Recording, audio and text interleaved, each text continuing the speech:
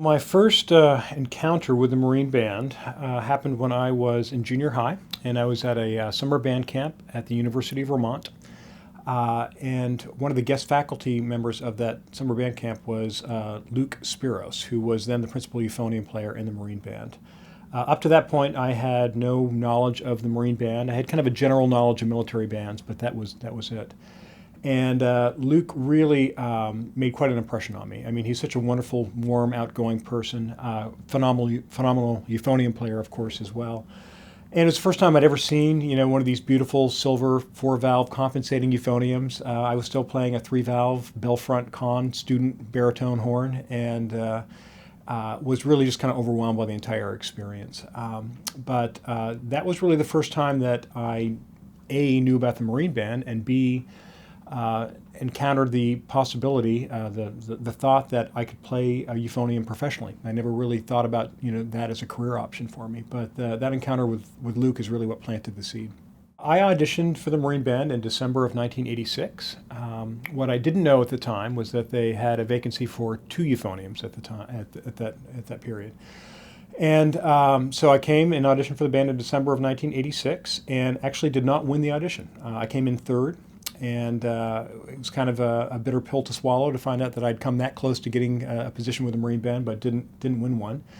I went back to college. I was going to school at Arizona State at the time, was working on a master's degree. And a month or two later, I got a phone call from Major Dennis Carroll asking me if I was still interested in a position in the Marine Band, because they had decided to add a position to the section. The section at that point was only 3 euphoniums, and they realized that to keep up with the operational tempo of the organization, they needed 4, and they wanted to know if I was interested in coming in. So, of course, I was thrilled, immediately said yes, and began the process of enlistment at that point. My very first experience conducting the Marine Band in a concert that I led entirely myself. I mean, I did some things on the chamber series as a player in the band.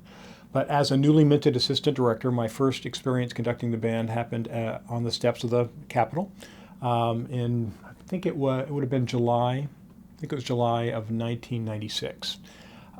It was a beautiful evening, and it was kind of a typical summer concert. It began with Joseph Wilcox Jenkins' American Overture for band, which has always been one of my favorite kind of light band pieces, and it was a great way to start my experience as a conductor. At the White House, we see such a variety of important people from virtually every walk of life.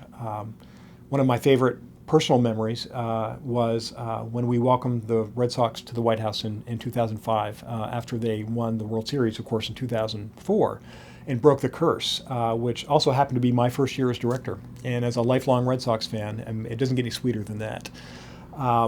And then to welcome them again after they won the World Series in 2007, and then of course this past year, my last year as director, it just feels like a beautiful little piece of symmetry that I'll always appreciate. But we see a great number of artists and celebrities there at the White House as well. I will never forget one of my first Kennedy Center Honors receptions. The White House always has a reception before the Kennedy Center Honors event, in which they welcome all the honorees and a number of other guests as well. And this particular year, there was an overflow crowd. They couldn't get everybody into the East Room. And so there were a number of celebrity attendees who were there in the Grand Foyer right near the orchestra. And we had just played Four Rifles and Flourishes and Hail to the Chief for the President. And we completed that, and I turned around, and there was this crowd that was there in the Grand Foyer watching the event on a monitor. And immediately to my left was Joshua Bell, the very famous violin soloist. And immediately to my right was Kid Rock. And I thought, where else but the White House are you going to have Joshua Bell and Kid Rock at the same event, standing right next to each other chatting? So that's a great example, I think, of the wonderful cross-section of our society that you often find there at the White House. There have been a number of other just, spectacular moments. I'll never forget, playing the theme from Schindler's List at another Kennedy Center Honors event. And as soon as we finished, hearing applause and turning around to find John Williams and Steven Spielberg, who had been in a receiving line, but when they heard this music, they were so moved that they came out to listen to it. It's, there are just so many of those kinds of moments that give you just the most remarkable set of memories you could ever possibly hope for.